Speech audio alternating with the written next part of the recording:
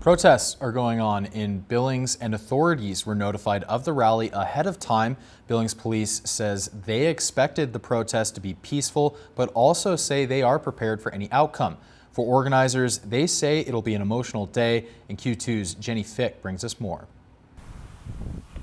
Inspirational music, to get people pumped up, but in a positive way. The organizers of Justice for George Floyd planned a peaceful protest, and they aim to keep it that way. We will be opening with an Indigenous people's powwow prayer, a group that's coming in to do that, and I'm very excited for it because we are, a memorial for George Floyd, but we also want to include all of BIPOC. The organizers hope to honor Black, Indigenous, and people of color in our community while bringing togetherness. We're going to be singing some songs. Just can't be numb to the certain situation anymore. The sadness and the rage and the love and the passion that I have it came over me. Conversations that are positive and go in a positive directions are when people are both willing to hear each other out. That have genuine questions, and if it's coming from a genuine place, I can answer those questions in a genuine way.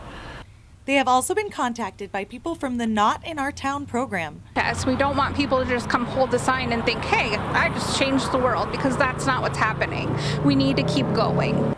Not in Our Town originated right here in Billings after residents stood up for their neighbors against hate crimes occurring in the 90s. The program inspired communities around the world to take a stand against hate. I'm just proud that she brought me to this because this is something we've talked a lot about over the years. And I told my husband, there's going to be people speaking at the rally. I would love to see you speak. And he's like, I don't like to speak. That's not my game. But then this morning he came in and he's like, listen to this recording of something I wrote.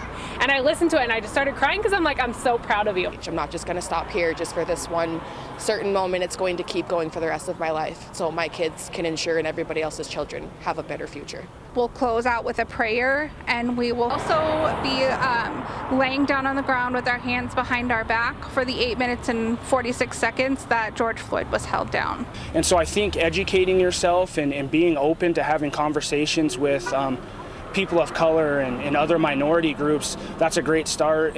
Yep, from playing high school basketball to college basketball to now.